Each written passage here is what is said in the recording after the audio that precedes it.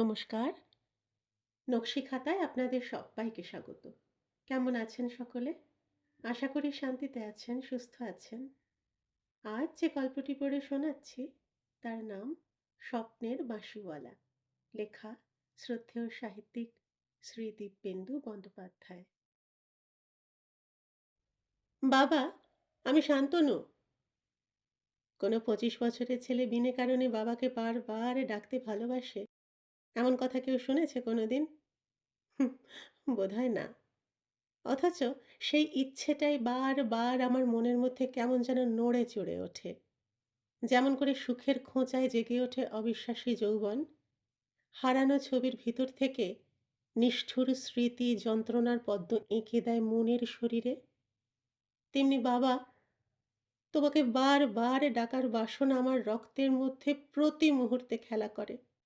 মাঝে মাঝে ইচ্ছে করে তোমার গলা জড়িয়ে ধরে বুকের কাছে শুয়ে পড়ি আবার। চুপি চুপি অপরাধীর মতো বলি, সেই গল্পটা বলো না বাবা, সেই হ্যামলিনের বাঁশিওয়ালার গল্প। কিন্তু জানি তেমনি করে আর কোনো দিন আমি ডাকতে পারবো না তোমাকে।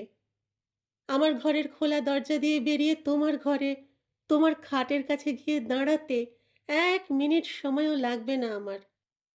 আমি জানি এখনো তুমি ঘুমোওনি, রাত্রে ঘুম আসতে খুব দেরি হয় তোমার। মাঝে মাঝে সারা রাত তোমার ঘরে আলো জ্বলে, আমি এ ঘর থেকে স্পষ্ট দেখতে পাই। জানলার দিকে মুখ করে ইজি চেয়ারে বসে আছো তুমি, তোমার মুখে জ্বলন্ত চুরুট, তার আভায় ভয়ঙ্কর হয়ে উঠছে তোমার কপালের অগভীর নদী নালাগুলো। জানলার বাইরে রাতের শেষ ট্রাম গাড়ি ক্লান্ত শরীর নিয়ে ডিপোয় ফিরে যায়। ভাঙা চাঁদ ওঠে আকাশে, ডুবে যায়। উঁচু উঁচু বাড়িগুলোর কার্নিশ পেরিয়ে জ্যোৎস্নার শরীর রাস্তায় নেমে আসার সুযোগ পায় না কখনো। ফুটপাথে খাটিয়া পেতে নিশ্চিন্তে স্বপ্ন দেখে রামশরণ গোয়ালা। আমি জানলা দিয়ে বাইরে তাকিয়ে থাকি। মাঝে মাঝে আলোর নৈকট্য থেকে অন্ধকারে সরে যায় কোনো তৃষ্ণার্ত যুগল শরীর। মাতালের চিৎকার শোনা যায় আচমকা। আমি রুদ্ধ নিঃশ্বাসে সবকিছু দেখি। আমি জানি আমার মতো তুমিও জেগে আছো বাবা। জানলার দিকে মুখ ফিরিয়ে বসে আছো এসি চেয়ারে। কিন্তু আমি যা যা দেখছি তুমি তার কিছুই দেখতে পাচ্ছ না। মাঝে মাঝে আমার কেমন যেন ভয় হয়। মনে হয় হঠাৎ পিছনে তাকিয়ে দেখতে পাবো তুমি আমার বড় কাছাকাছি এসে দাঁড়িয়েছ। আমি নড়ে উঠলেই তুমি তোমার সবল হাতখানা আমার কাঁধের উপর রেখে বলবে, এবার শুয়ে পড় শানু, বেশি রাত জেগে শরীর খারাপ করিস নে। অথচ জানি এমন আর কোনো দিন হবে না। আমার ২৫-এর রক্তে আজ আর শৈশবের হ্যামলিনের বাঁশি বাজে না। কতবার ভাবি তোমার কাছে গিয়ে দাঁড়াবো, তোমার ঘুমন্ত শরীরের কাছাকাছি দাঁড়িয়ে মিলিয়ে নেব নিজেকে, কিন্তু পারিনি বাবা। আমার রক্ত, তোমার কাছ থেকে উত্তরাধিকার সূত্রে পাওয়া আমার রক্ত আমাকে তোমার কাছে যেতে দেয়নি। তিলে তিলে আমাকে সে ছিনিয়ে নিয়ে এসেছে তোমার কাছ থেকে। তুমি কি সে কথা জানতে না বাবা? জানো বাবা, ছেলেবেলাকার সেই হ্যামলিনের বাঁশিওয়ালার গল্পের মতো আরও একটা ঘটনা আমার মনে ভীষণ ছাপ রেখে গেছে। ছেলেবেলাকার কত কথাই তো মানুষ ভুলে যায়, কিন্তু কিছু কিছু কথা, কিছু কিছু ইতস্তত ছড়ানো ছেটানো ঘটনার স্মৃতি আজও কেমন যেন অলৌকিকভাবে আমার রক্তে লেগে আছে। স্মৃতি যেন এক আশ্চর্য ছাঁকনি, প্রয়োজনের জিনিসটুকু সযত্নে তুলে রেখে বাকি সব কিছু অবহেলায় অন্ধকারে ছুঁড়ে ফেলে দেয়। স্টিমারে করে গঙ্গা পার হচ্ছিলাম আমরা, তখন সকাল, সূর্য উঠছে আকাশ আলো করে, নদীর ঘোলা জলে ছলছল করছে দিন, কাছে দূরে অজস্র মাছ ধরার নৌকো যায় পাল উড়িয়ে। আগে আমি কখনো এমনটি দেখিনি। রাতে ট্রেনে ভালো ঘুম হয়নি, ভোর হতে না হতে ট্রেন ছেড়ে বালির পথ ধরে স্টিমারে এসে উঠেছিলাম। ভোরের হাওয়ায় আমার শীত করছিল, হাত দুটো ভীষণ ঠান্ডা, দাঁতে দাঁত লেগে কাঁপুনি উঠছিল মাঝে মাঝে। চোখ দুটো ঘুম না হবার জন্য জ্বালা করছিল অনবরত। সেই সময় বাবা তুমি একটা মাফলার দিয়ে আমার মাথা আর কান দুটো ঢাকা দিয়ে দিয়েছিলে। আর সেই সাদা পাল ওড়ানো নৌকোর ঝাঁক, আলোকময় নদীর জল আর ভীষণ উজ্জ্বল নীল আকাশ সবকিছু অস্পষ্ট করে দিয়ে দু চোখ বেয়ে জল নেমে এসেছিল আমার। আমি চোখের সামনে দেখতে পাচ্ছিলাম আমার মাকে ঘিরে অসংখ্য উদ্বিগ্ন দৃষ্টি। সেসব দৃষ্টি কখন যেন আগুন হয়ে আমার মাকে ঘিরে ধরে। আগুনের উজ্জ্বল শরীরে কেমন করে হারিয়ে গেল আমার মা। আমাদের সঙ্গে মামার বাড়িতে বেড়াতে গিয়ে মা আর ফিরে এলো না। এক ঝটকায় তুমি তখন আমাকে বুকের ভিতর জড়িয়ে ধরেছিলে বাবা। তোমাকে কি ভীষণ অসহায় লাগছিল তখন। স্টিমারে জোরে ভেপু বাজছিল আর আমি তোমার বুকের মধ্যে মুখ গুঁজে নিঃশব্দে কেঁদেছিলাম অনেকক্ষণ ধরে। মনে মনে কতবার বলেছি, তুমি একটু কাঁদো বাবা, তুমি একটু প্রাণ ভরে কাঁদো আমার মতন। কিন্তু আজ পর্যন্ত কোনো দিনও আমি তোমার চোখে জল দেখলাম না বাবা। মাঝে মাঝে মনে হতো কি নিষ্ঠুর তুমি। সকালে সন্ধ্যায় পড়া নিয়ে কতদিন মার খেয়েছি তোমার হাতে। ছুটির দুপুরগুলোতেও নিস্তার মিলত না আমার। ট্রান্সলেশনের খাতায় লাল কালির দাগের সঙ্গে সঙ্গে লাঞ্ছনাও বেড়ে উঠত স্কেল মেপে। অথচ সে তুমি কেমন পাল্টে যেতে রাত্রিবেলা। আমার গায়ে হাত রেখে তুমি তখন সম্রাট নেরো, জুলিয়াস সিজার আর অশোক আকবরের গল্প বলতে। গল্পের সঙ্গে সঙ্গে আমি কতদিন চলে গেছি সাহারার মরুদ্যানে, উত্তর মেরুর নির্জন বরফের রাজ্যে আর ভূমধ্য সাগরের বুকে উড়ে যাওয়া অ্যালবার্টাসের দুঃসাহসী ডানায়। পিসার হেলানো টাওয়ার, স্ফিংসের আশ্চর্য মূর্তি, গ্রিসের অলিম্পিয়ার কথা সেই বালক বয়সেই জানা হয়ে গিয়েছিল আমার।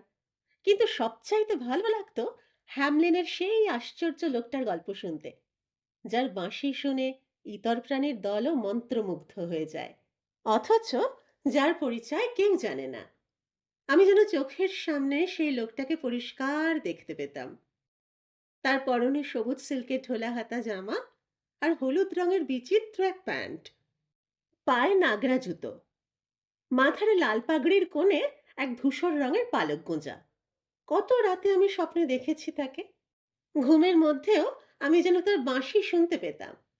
তাকে অনুসরণ করে পায়ে পায়ে এগিয়ে যেতাম নদী পাহাড় পেরিয়ে অনেক অনেক দূরের পথে। ঘুম ভেঙে দেখতাম, বাবা তুমি আমার পাশে নেই। সমস্ত ঘর অন্ধকার। আমার কেমন যেন ভয় ভয় করতো তখন।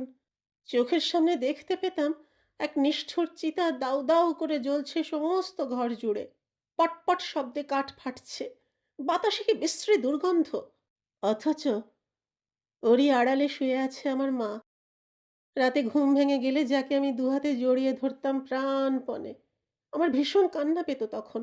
দম বন্ধ হয়ে আসতো। মনে হতো আমি বুঝি মরে যাব। আর সেই সব মুহূর্তে বাবা তুমি যেন কেমন করে টের পেয়ে যেতে আমার ঘুম ভেঙে গেছে। জানলার দিকে মুখ করে বসে থাকা ইজি চেয়ার থেকে উঠে এসে তুমি তখন ঘরের নীল আলোটা জ্বেলে দিতে। তারপর আমার কাছে এসে গলার স্বরে অনেক আদরে ঢেলে দিয়ে বলতে, কিরে, ঘুম আসছে না? আমি মাথা নেড়ে বলতাম, ভেঙে গেল। আমাকে নিয়ে তুমি তখন বাইরে যেতে, ঠান্ডা জলের হাত বুলিয়ে দিতে ঘাড়ে গলায় চোখে মুখে, তারপর বিছানায় শুইয়ে দিয়ে আমার চুলে বিলি কেটে দিতে অনেকক্ষণ ধরে। তখন জানো বাবা, তখন আমার কেমন যেন মনে হতো তুমিই সেই হ্যামলিনের বাঁশিওয়ালা। তোমার পেছন পেছন আমি চলে যেতে পারি অনেক দূর পর্যন্ত। আস্তে আস্তে আমি বড় হয়ে উঠছিলাম, কিন্তু তখনও তুমি বুক দিয়ে আগলে রাখতে আমাকে, যেন আমি সেই ছোট্টটিই রয়েছি। নতুন মাও ভীষণ ভালোবাসতো আমাকে। লোকের সঙ্গে পরিচয় করিয়ে দেবার সময় কেমন বুক টান করে বলতো, এই আমার ছেলে শানু। তোমার অফিস থেকে ফিরতে দেরি হলে নতুন মা মাঝে মাঝে অদ্ভুত সব কাণ্ড করতো আমাকে নিয়ে। কখনো কখনো বলতো, হ্যাঁ রে শানু, আমি যদি কখনো হারিয়ে যাই তুই খুঁজে নিতে পারবি আমাকে। আবার কখনো কখনো হঠাৎ জিজ্ঞেস করতো, একটা কথা সত্যি করে বলবি আমাকে?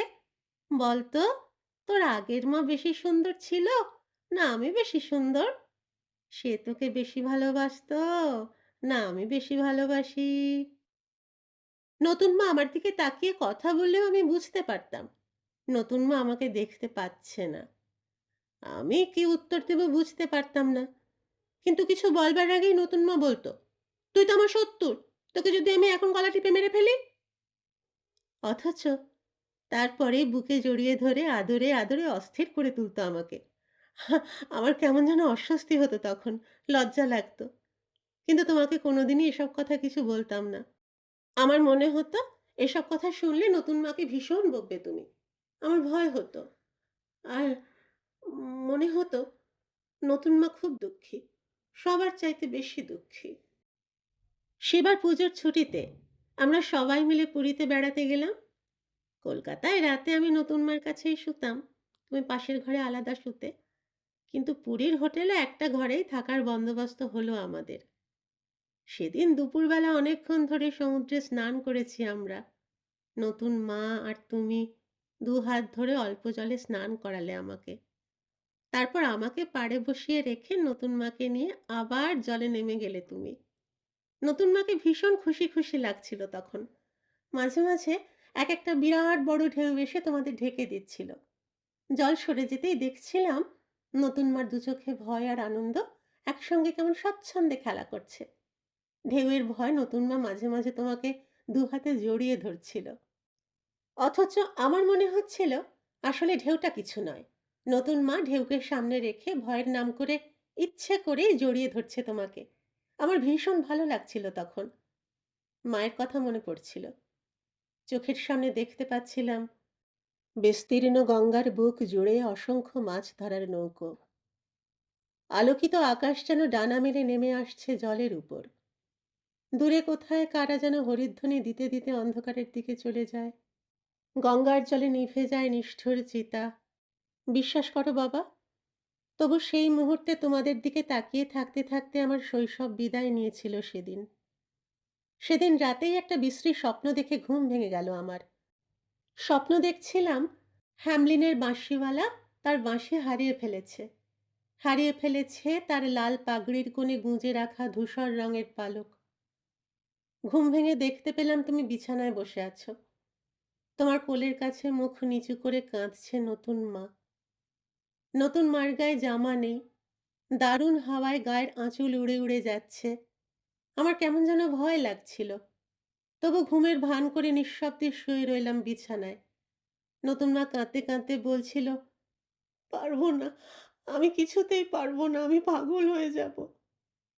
তুমি তখনও নিষ্ঠুর ঋষির মতো নিশ্চল হয়ে বসেছিলে, শুধু আস্তে আস্তে বলছিলে, চুপ করো, শানু উঠে পড়তে পারে। উঠুক, ছেলে মানুষই করো না মিতু, আমি তো তোমাকে ঠকাতে চাইনি। তুমি তো জানো শানু না থাকলে তুমি কখনোই আমার জীবনে আসতে না। কিন্তু আমার নিজের বলে কি কিছুই থাকতে নেই? কে বলল নেই? আমার সংসারের সবই তো তোমার। তুমি কিছুতেই বুঝতে চাও না আমাকে, শুধু কথার জাল দিয়ে মিথ্যে করে ভুলিয়ে রাখতে চাও। নতুন মা ছেলে মানুষের মতো কাঁদছিল। বাবা, তোমাদের অগোচরে আমি দেখছিলাম তুমি ভীষণ নিস্পৃহের মতো নতুন মার মাথায় হাত বুলিয়ে দিচ্ছ। কলকাতা ফিরে ঝড়ের মতো কেটে গেল কটা মাস। এই কটা মাসে নতুন মার ব্যবহারে কোনো পরিবর্তন দেখতে পাইনি আমি। শুধু তোমার সঙ্গে কথাবার্তাটা কমে গিয়েছিল অনেক।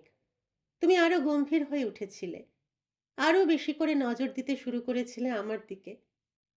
তারপর একদিন সকালবেলা ঘুম থেকে উঠে আমি নতুন মাকে দেখতে পেলাম না, আর দেখতে পাইও নি কোনোদিন। আমার কেমন যেন মনে হয়েছে সেই ভয়ানক সুর, যে সুরে সবাই নিজেকে ভুলে যায়, সেই সুরের পথ ধরে নদী পর্বত সমুদ্র মরুভূমি পিছনে ফেলে রেখে এক নতুন দেশের দিকে এগিয়ে চলেছে নতুন মা। আর তখনই আমার প্রথম মনে হয়েছে আমার শৈশবের প্রিয় কল্পনায় বোধহয় একটা ভুল রয়ে গেছে কোথাও। হ্যামলিনের বাঁশিওয়ালাকে বোধহয় অত সহজে চেনা যায় না। আমাদের বাড়ির পিছন দিকে যে ন্যাড়া পার্কটা আছে, তুমি বোধহয় কখনো লক্ষ্য করনি বাবা। সেই পার্কটার কোনাকুনি দুটো গোলপোস্ট লাগিয়ে পাড়ার ছেলেরা সেটাকে তাদের ফুটবল গ্রাউন্ড বানিয়ে নিয়েছিল। পার্কটা চারিদিকে গোটা কয়েক কৃষ্ণচূড়া গাছ ছিল। গ্রীষ্মকালে তাদের ফোটা ফুলের রঙে সমস্ত পার্কটা যেন ঝকঝক করে উঠত। তারপর কি যে হলো, আস্তে আস্তে গাছগুলো কেমন যেন শুকিয়ে গেল। একদিন লরি বোঝাই হয়ে তাদের মৃতদেহগুলোকে কারা যেন সৎকারের জন্য নিয়ে গেল কোথায়। শুধু একটা গাছ আজও প্রহরীর মতো একা একা দাঁড়িয়ে আছে পূব কোণে। সমস্ত গ্রীষ্মকালটা সারা গায়ে আগুন লাগিয়ে গাছটা যেন কিসের প্রায়শ্চিত্ত করে আজও। আর গোলপোস্ট দুটোর একটা কবে যে কোথায় উধাও হয়ে গেল, কেউ তার খোঁজ রাখেনি। একদিন দুপুরে কলেজ থেকে ফেরার পথে আমি দেখেছিলাম দুরন্ত রোদে মৃতের মতো নিঃসঙ্গ ভেঙে পড়া বাকি গোলপোস্টটা যেন প্রচণ্ড ক্রোধে জ্বলছে। দেখে আমার কেমন যেন ভয় হয়েছিল বাবা। মনে হচ্ছিল ওই ভাঙা গোলপোস্ট, ওই নির্জন কৃষ্ণচূড়া গাছ আর তুমি সবাই কেমন যেন এক হয়ে গেছো। অথচ আরেক জ্যোৎস্নালি কুয়াশা ভেজা রাতে ওদের দেখে আমার বড় কষ্ট লেগেছিল। আমি বুঝতে পারছিলাম ওরা বড় ক্লান্ত, বড় নির্জন আর ভীষণ অসহায়। আমার তখন কান্না পেয়েছিল বাবা। তোমার নির্জনতা বোধকে আমি হারকিউলিসের মতো শক্তি দিয়ে ভেঙে দিতে চেয়েছি। আমার উৎসাহ দিয়ে ভাসিয়ে দিতে চেয়েছি তোমার সারা জীবনের ক্লান্তি। আমার একমাত্র বাসনা, হিমালয়ের মতো দৃঢ়তা নিয়ে আমি তোমার পাশে এসে দাঁড়াবো। হ্যামলিনের বাঁশিওয়ালাকে মলিন সাজে আমার কিছুতেই ভালো লাগে না বাবা। অথচ কত প্রাচীন মূল্যবোধ একদিন অলক্ষিতে মহাসমুদ্রে ডুবে যায়, ক্লান্ত নক্ষত্রের মতো। ধূসর সন্ধ্যায় ধুলো ওড়ানো মাঠের পথ বেয়ে উদাসীন ঘণ্টাধ্বনির মতো দিগন্তের অন্ধকারে হারিয়ে যায় বিষণ্ণ অতীত। আর দীর্ঘশ্বাসের করতলে মুখ রেখে স্মৃতির সুগন্ধ খোঁজে বিলাসী মানুষ। মনে আছে বাবা, প্রতি মহালয়ায় ফুল ফোটানো ভোরে কেমন করে আমার ঘুম ভাঙাতে তুমি? ইথারে ভেসে আসা চণ্ডীপাঠ শুনতে শুনতে আমি যখন প্রতি মুহূর্তে রোমাঞ্চিত হয়ে উঠতাম, তুমি তখন জানলার দিকে মুখ করে ইজি চেয়ারে বসে মাঝে মাঝে চুরুটে আনমনা খেয়ালি ঠোঁট ছোঁয়াতে। আমার তখন মনে হতো তুমি কি একটা ভীষণ দামি জিনিস হঠাৎ হারিয়ে ফেলেছ বাবা। ডাকবাক্সে চিঠি ফেলে দেবার পরেই তোমার মনে পড়েছে খামের গায়ে তুমি কোনো ঠিকানা লিখে দাওনি। মাঝে মাঝে মনে হয় সে চিঠি যথাস্থানে পৌঁছে দেবার দায়িত্ব তুমি হয়তো আমাকেই দিতে চেয়েছিলে, কিন্তু চন্দনা কিছুতেই সে কথা মেনে নিতে চায় না। আমার কোনো কথাই তো তোমার কাছে লুকোনো নেই বাবা। অথচ বলি বলি করেও চন্দনার কথা এতদিন ধরে তোমাকে কিছুতেই বলা হয়ে ওঠেনি। কেন জানো?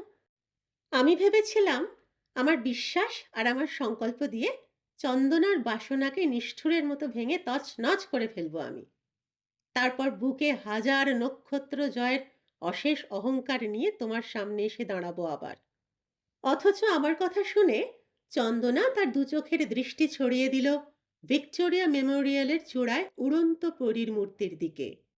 দূর সমুদ্র আর নির্জন নীলদ্বীপের অন্ধকারে নেমে আসে আমাদের অস্তিত্ব জুড়ে। জাহাজ ঘাটে শিকল বাঁধা জাহাজের ভেপু বেজে ওঠে বারবার। সোনার কাঠে রূপোর কাঠের ছোঁয়ায় অসহায় রাজকন্যা মৃত্যুর মতো গভীর ঘুমে তলিয়ে থাকে। হাড়ের পাহাড়, কড়ির পাহাড়, মায়ার পাহাড় পেরিয়ে ছুটে চলে রূপকাহিনীর পক্ষীরাজ ঘোড়া। জাদুকরের ডুগডুগি বেজে ওঠে কোথাও, রক্তের মধ্যে করতালি দিয়ে হেসে ওঠে সাঁওতাল শিশুর দল। আর ক্লান্ত জ্যোৎস্না গায়ে মেখে একসময় চন্দনা বলে ওঠে, আমার বিধবা ঠাকুমার তোরঙ্গে পুরনো আমলের অনেক জমকালো শাড়ি আছে শান্তনু। আমার থান পড়া বুড়ি ঠাকুমা মাঝে মাঝে সেগুলোকে নেড়ে চেড়ে দেখেন, অহেতুক গোছগাছ করেন, তারপর দীর্ঘশ্বাস ফেলে আবার তোরঙ্গ বন্ধ করে রাখেন। একে তুমি সুখ বলো? আমার চোখের সামনে তখন অজস্র পালতোলা নৌকো ফুলের মতো ফুটন্ত জ্যোৎস্নায় কোথায় চলে যায় হ্যামলিনের বাঁশিওয়ালা। বাতাসে শেষবারের মতো ভেসে আসে অলৌকিক হরিধ্বনি। চন্দনার চোখের দিকে তাকিয়ে আমি বললাম, আমাকে তুমি ভুলে যাও চন্দনা। এক মুহূর্ত স্তব্ধ হয়ে রইল চন্দনা। তারপর আচমকা বলে উঠল, তা আমি পারবো না, আমি পাগল হয়ে যাব শান্তনু। সঙ্গে সঙ্গে আমার আরেকজনের কথা মনে পড়ে গেল বাবা।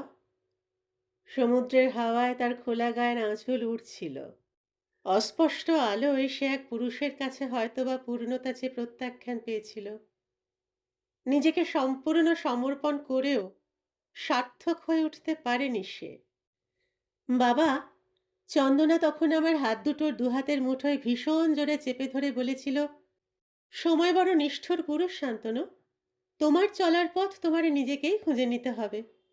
তুমি দেখো, আমার মন, আমার এই শরীর, সব কিছু তছনছ করে দেখো। এখানে শুধু তোমার নাম লেখা। এর ডাক কি তুমি শুনতে পেয়েও অবহেলা করবে শান্তনু?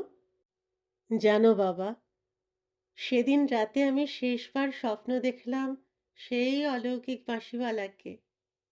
তার মলিন পোশাক পরিচ্ছন্ন হয়েছে, পায়ে চকচক করছে নতুন নাগরা জুতো, লাল পাগড়ির কোণে ফুরফুর করে উঠছে ধূসর রঙের পালক। তার মুখে কি এক আশ্চর্য অনুভবের হাসি।